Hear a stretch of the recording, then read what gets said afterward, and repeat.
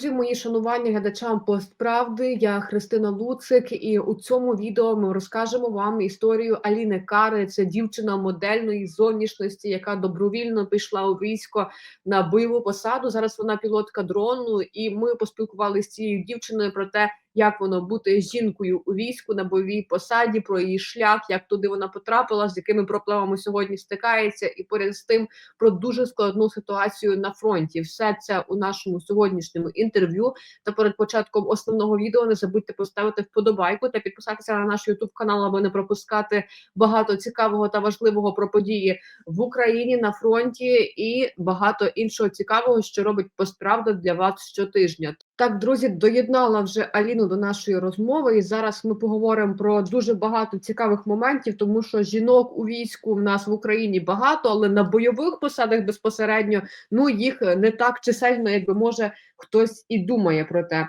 Тому, Алін, розкажи, будь ласка, взагалі, чому ти пішла у військо? Тому що фактично, попри те, що в тебе стать, відповідно, та, яка сьогодні ще не підлягає призову, то в тебе і вік ще не призовний, навіть якби ти була хлопцем, ти ще могла і не потрапити у військо.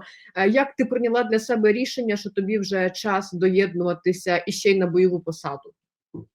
Взагалі, тема армії – це для мене така доволі щепетільна, можна сказати. Я дуже довго про це думала. І не в плані того, що там я не вивезу, я б більше хвилювалася за те, що я буду тут тягарем. Типу, давайте дивитися правді в очі. Я дівчинка, причому молоденька дівчинка, і мало важу. Я просто боялася, що я буду хлопцям приносити буду більше заважати, ніж навпаки допомагати. Але зараз я служу вже майже 2 роки і взагалі остаточно для себе вирішила, що я хочу саме на бойову посаду. Це в той момент, коли ти гуляєш по Тернополю і чоловіки вже не виходять.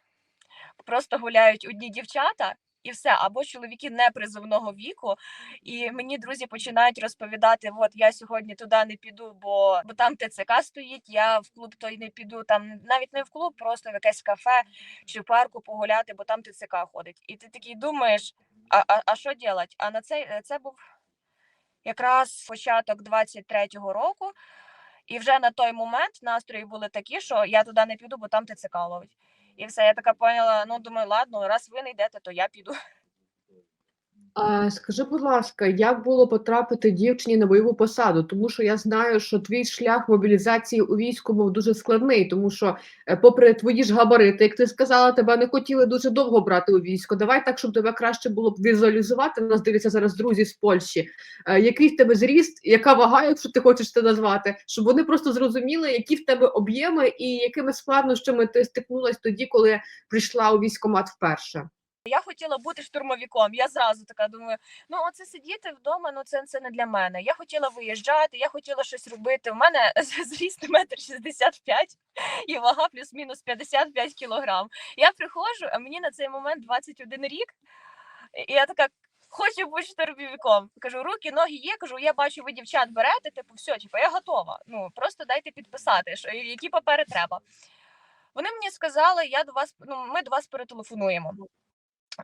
Проходить день, другий, третій, ніхто до мене не дзвонить. Я вже думаю, піду сама туди. Я пішла, кажу, таке, я приносила документи, чого ви до мене не дзвоните? Пойміть, ви дівчинка, ви молоденька, вам з вас штурмовик не вийде, ми вас не візьмемо. Думаю, ладно.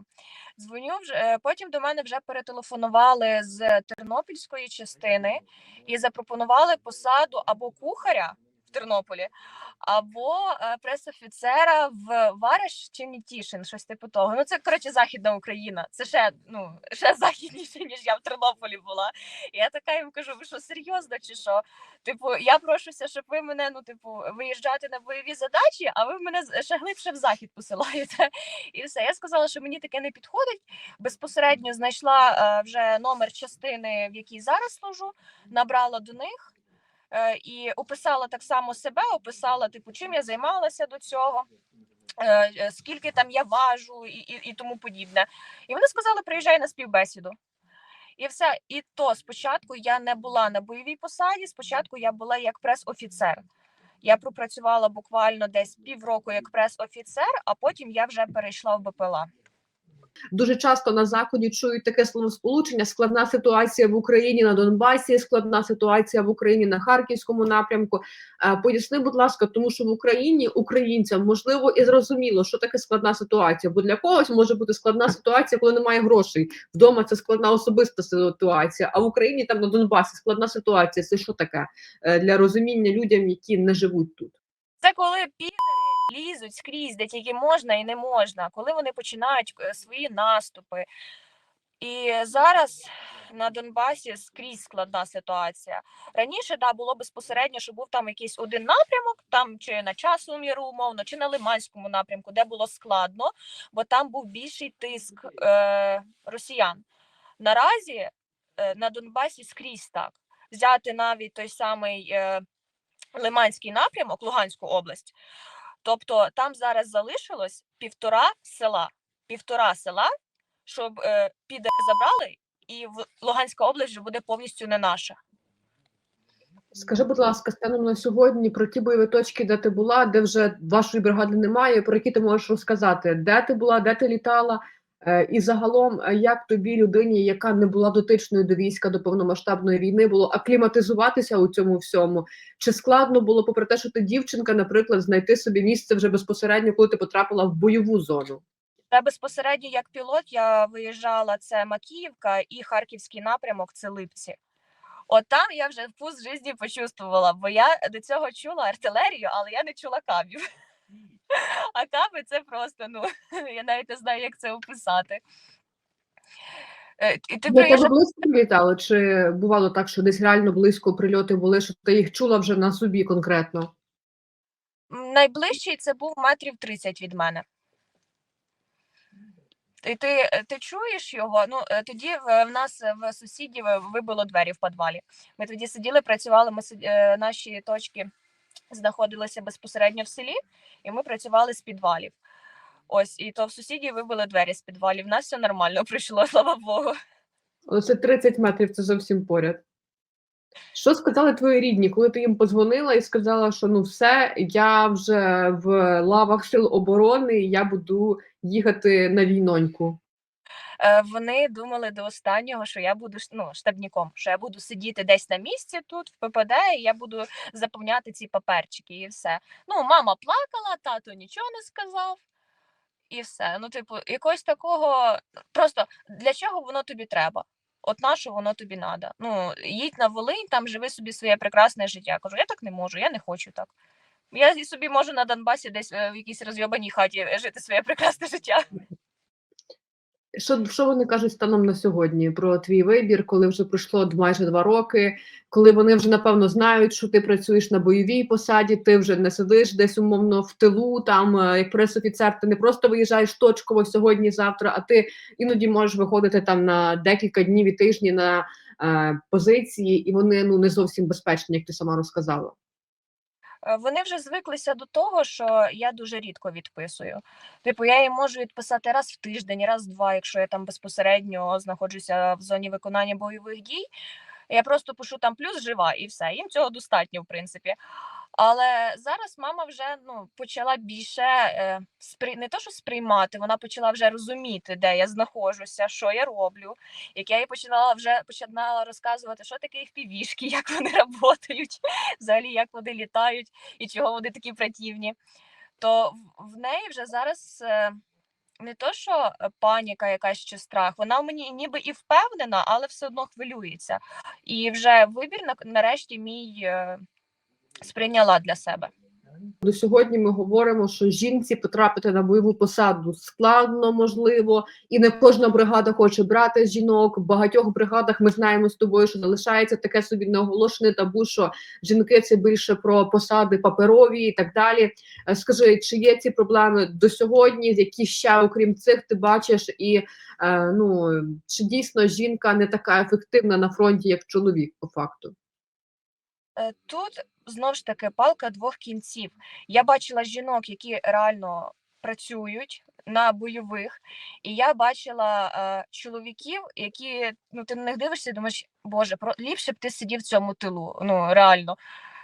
Просто це ганьба ганебна. І знову ж таки, в тому, що таке ставлення таке ставлення до жінок в армії, в деяких моментах ви винні і самі жінки. Кажу, знову ж таки, це така монета двох сторін, бо є жінки дійсно, які вправно і якісно виконують свою роботу, бо вони прийшли сюди працювати, а не вони прийшли там в пошуку якогось чоловіка, чи в пошуку там грошей, чи що там ще люблять казати. Ну, є жінки, які реально виїжджають і щось роблять, а є мужики, які там сидять в тилу, заповнюють папери, і він же все, він класний, він герой, він молодець, бо він ж воює. Скажи, будь ласка, а взагалі в жінках є потреба у війську? Тому що в нас немає мобілізації як такої жінок, є певні категорії там по типу медиків, які повинні з'являтися до центрів комплектування, щоб відзначитися і в разі чого прийти до війська там в медичну частину. Але на загал кажучи, наші жінки ще зовсім не мобілізовуються на загальному рівні. Чи є в тому потреба, чи потрібні жінки на фронті, чи все ж таки, власне, тими добровольцями, жінками, які сьогодні є, можна закрити ті потреби? На мою думку, особисто мою думку, мобілізовувати жінок не варто. Через те, що це так само, як мобілізовувати чоловіків. Типу, ти тут вгадаєш, не вгадаєш, чи він прийде, він гарно буде виконувати роботу, він прийде, він погано буде виконувати свою роботу. Чи жінки, які приходять за власним бажанням на бойові посади, вони будуть виконувати якісну роботу через те, що в них тут вже продумано. Раз вона стільки кіл пекла в лапках пройшла, щоб підписати цей контракт, чи щоб мобілізуватися, значить вона буде свою роботу виконувати доволі вправно. Знову ж таки, є певні дійсно посади, на яких жінки справляються краще. Ті самі медики, ті самі пілоти, бо в жінок більше концентрація йде. Мені неодноразово це казали. Також ті самі діловоди. Я нічого не маю проти дівчат, які йдуть і займаються паперами, бо в них просто хватає терпіння на це. Конкретно в мене на це терпіння немає. Я можу це зробити, але терпіння немає. Скажи, будь ласка, чим тебе вразило за той період війна? Що найскладніше для тебе на цій війні? І якщо підсумувати це питання, якою війна для тебе насправді видалась? Тому що там ще в 22-му році на початку ти дивилась на неї як журналістка, а вже от через якийсь час ти стала військовою. Ти не пожаліла про те, куди ти пішла і що ти зараз робиш? Ні, ні разу. Були такі думки, що я тут забула? Мені 22, там, умовно, що я взагалі тут роблю? Я можу там зараз, могла би зараз виїжджати за кордон, там десь мати якусь зарплату, стабільність якусь, як мінімум, бо в мене зараз, стабільності ноль просто. Але що прям шкодувати, ні разу такого не було. Війна для мене, це, навіть не знаю, як описати. Це біль, розруха і втрата. Найважче це досі дається переживання втрати друзів. Не просто там побратимів, а прям побратимів друзів, з якими ти спілкуєшся. Нещодавно на минулій ротації в мене загинув друг, він був командиром роти. І ти після цього ходиш просто як в воду упущений. І все, до цього ніхто ніколи не звикне. І ти головою розумієш, що це війна. Це, як би це зараз грубо і цинічно не звучало, це нормально, що люди гинуть. Але коли гине твій друг, ти просто не знаєш, куди себе подіти. Ти починаєш там завантажувати себе роботою, ти починаєш додатково виходити на позиції, якщо це треба, просто щоб не думати, що сталося. В мене є таке правило, що я не ходжу на похорони друзів. Ні прощатися, нічого. Мені легше, коли я там не бачу цього. Я собі просто не зможу цього відпустити. Але коли загинув тоді турист, позивний цього хлопчика, який загинув під Макіївкою, я тоді не зможу. Я тоді просто порушила це правило і приїхала з ним попрощатися. На самому похороні не була, я вже приїхала, коли його тільки дістали. І я досі вдячна медикам за те, що вони прикрили ту ділянку тіла, якої в нього не було. Скажи, будь ласка, як, на твою думку, з цими всіма моментами, які ти бачиш, з тими друзями, яких ти ховаєш, з тим всім жити далі в такому молодому віці? Тому що фактично твої однолітки в Польщі, Німеччині, Америці зараз займаються тим, що, напевно, тільки завершують навчання в університетах, тільки починають думати, а як їм далі жити, думають про те, чи їм поїхати мандрувати, чи йти на роботу, і от зовсім інші думки. В тебе сьогодні, ну ти сама говориш, які проблеми і з якими емоціями ти стикаєшся, вони зовсім не відповідають твоєму військові. Як з цим жити далі? Як ти не сходиш з розуму з тим, що в тебе так багато, напевно, думок про твоїх побратимів, рідних і друзів? Яке воно життя, коли ти стикаєшся з війною так близько? Чесно, я не знаю, як жити далі. Наразі я займаюся з психотерапевтом, бо моментами кукуха дійсно починає їхати. І в тебе стільки всього відбувається, і ти, типу, якось стараєшся плюс особисте життя там поєднати з роботою, і в тебе все одно це не виходить. Бо твоє особисте життя це по факту і є робота. Як я буду себе почувати там, якщо чи коли закінчиться війна, я не готова сказати. Ну наразі в мене таке відчуття, як будто якесь таке цуценя, яке топлять, а воно все барахтається, намагається наверх сплисти, і все. І як воно буде далі, також не готова відповісти. Крайнє питання. Скажи, будь ласка, як жити далі у суспільстві ветеранів? Тому що в якийсь момент війна закінчиться, в якийсь момент всі ці дівчата і хлопці, які поряд з тобою знаходяться, вони повернуться в цивільне суспільство.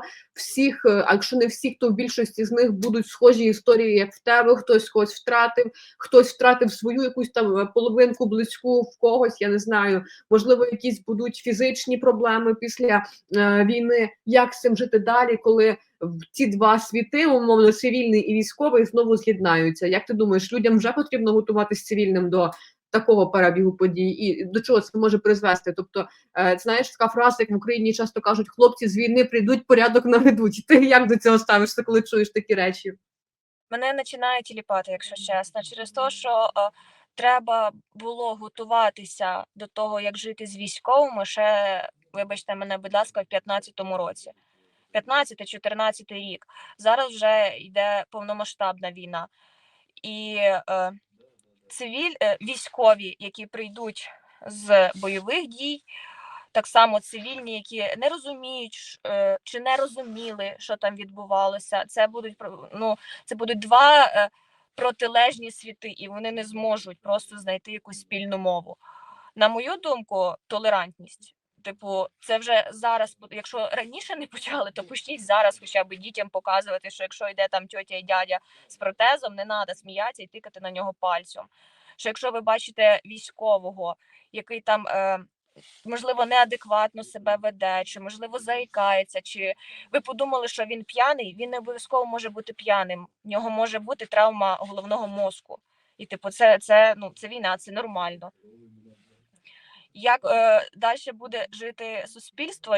Ну, я, чесно, мені важко відповісти на це питання, бо я вже зараз бачу, як палять військові машини, як на бусиках, військових пишуть не ТЦК, для того, щоб його реально не підпалили. І ти такий думаєш, це як ми з моменту котики там ЗСУ, НГУ, за 2 роки ми перейшли в не ТЦК, будь ласка, не паліть машину. Є цивільні, які нормально до тебе відносяться, і ти до них нормально відносишся. А є такі, що будуть орати, а чого ти тут поставив машину? Перепаркуй, бо зараз через твою машину щось сюди прилетить. На жаль, маємо ситуацію і будемо надіятися, що суспільство стане більш толерантним і не буде, напевно, вестись так на російські вкиди пропаганди, яка теж додає свого такого якогось вогнику в наше суспільство ще більше. Тому, друзі, будемо більш толерантними до питань військових, а поряд з тим моніторимо та дивимося за тією інформацією, яку споживаємо, тому що дуже багато спосеред того, що є в інформаційному просторі, не завжди воно правдиве, не завжди воно відповідає дійсності. А також підпишіться на ресурс Постправда та поширте це відео у свої соціальні мережі, аби історію Аліни та про жінок у війську українському дізналося якнайбільше людей. Робимо для вас багато цікавого та важливого про ситуацію на фронті, спілкуємося з нашими військовими, аби ви знали про проблеми, про їхні історії та про все те, що відбувається на Донецькому, Харківському та інших напрямках сьогодні в Україні.